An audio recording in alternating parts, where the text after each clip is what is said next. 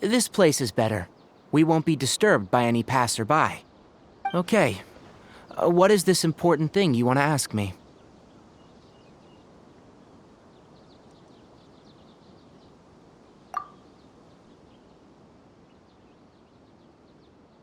The doctor. He's that strange-looking Fatui Harbinger with the mask.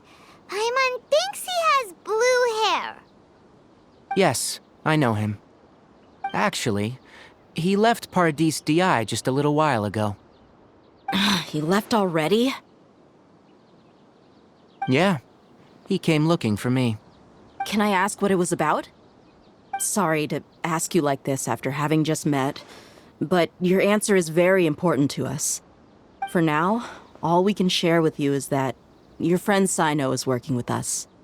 Sino, you say? I see. So that's why he hasn't been at the academia. Okay. I'll answer your questions and will assist you any way I can. You don't have to tell me everything that's happened. Sino's name really does work wonders. You're not even a little worried that we might have made it all up? Despite having just met you, I can sense that you're the serious type. Between you, the Traveler, and Sino, none of you strike me as the type that would conspire to deceive me. You don't need to tell me anything you don't want to. I'll also get straight to the point. The Harbinger you mentioned came to me because he wanted to take the scholar Hypatia away with him. Hypatia? Why would he want her? And what do you mean by take away? Is he planning to leave Sumeru? Yes. He told me his return to Snezhnaya is imminent. So you mean you're leaving this place soon? Indeed. Otherwise, we could have perhaps talked a little more. I was just about to set out when I remembered something important.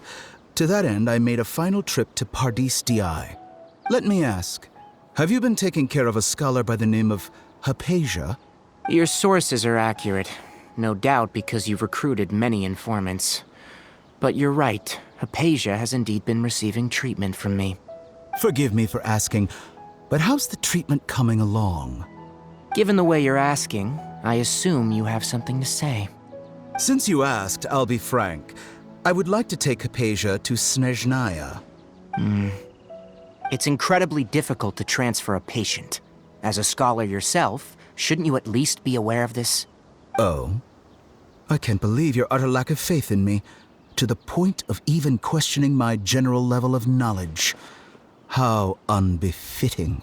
Well, you're the only one who's ever made such a request. I have my ways of keeping her safe during the journey. In addition, I can also promise that under my care, Hypatia will receive the most advanced and effective treatment. I will personally supervise her treatment and see to her recovery. Would that be agreeable to you? Hypatia was born in Sumeru and remains a scholar of the academia. Her situation has not become dire enough to necessitate her transfer to another nation. Transporting her to Snezhnaya is risky, and the potential benefits are unknown. As the person currently responsible for her treatment, I cannot possibly sign off on this transfer. Your suggestion is rude and reckless. I'll pass. I don't know much about the doctor, but after talking with him, I realized that just like many other scholars, he possesses an aura of arrogance that I've come to detest. It's not so much that he's looking down on others, but more that he's confident in himself and his abilities to a point of near insanity. I would never refer a patient to someone like him.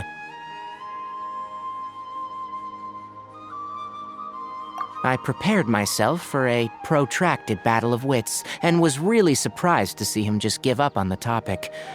Still, his reaction really concerned me.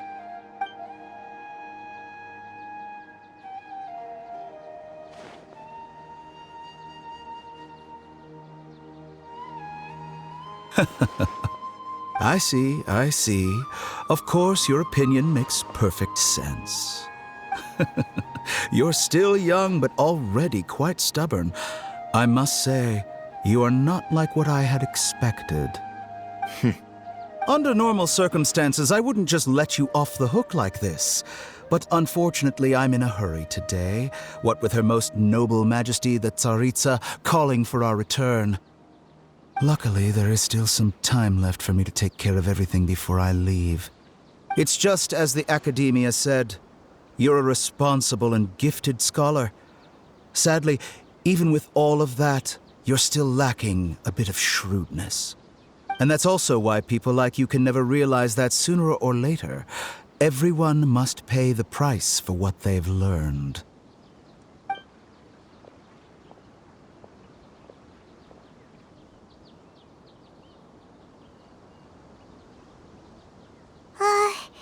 Paimon can't help but feel like he's hinting at something unpleasant. He asked a question, yet didn't care for my answer. Perhaps I'm nothing but a talking rock in his eyes.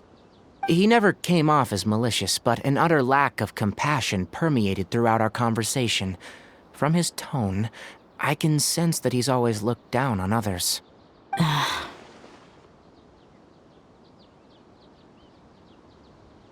can barely believe it myself. But if that's true, the situation will be in our favor. I don't think I missed any details. Frankly speaking, I don't want you to do anything too risky. Now that you know a little more, it should be easier for you to stay safe. Sorry we can't tell you everything. We appreciate that you helped us anyway. I won't forget your kindness. It's okay. I have an obligation to do so. To be perfectly honest, all of this may have started because of me.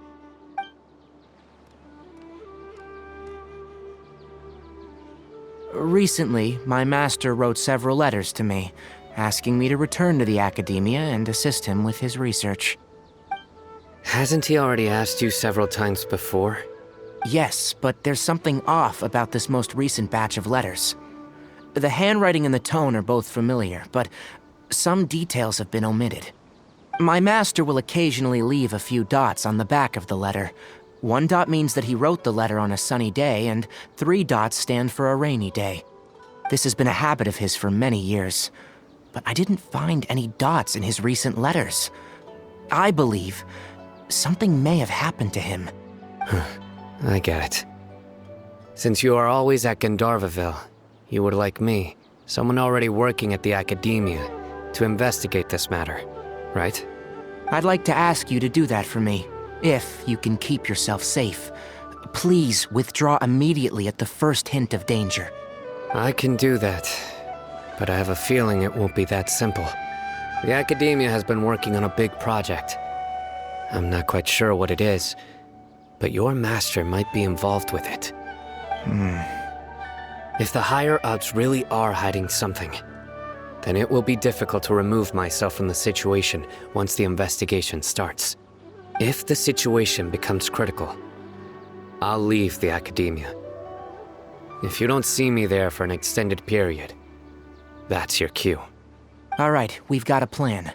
I'll stay at Gandharvaville to support you. If that scenario comes to pass, you must be extra vigilant. And be wary of any messages or direct requests from the Academia. I must say, I didn't expect a warning like this from the General Mahamatra. Being loyal to the Academia doesn't mean blindly doing whatever the sages say. I know what I'm doing. On that note, aren't you also being quite distrustful of your alma mater? The Academia, yes, but my master is a man of integrity. Even when I was a student, I was worried that he'd get in trouble for sticking to his beliefs. I suppose he's lucky to have lasted so long, but in the end, it's still caught up to him.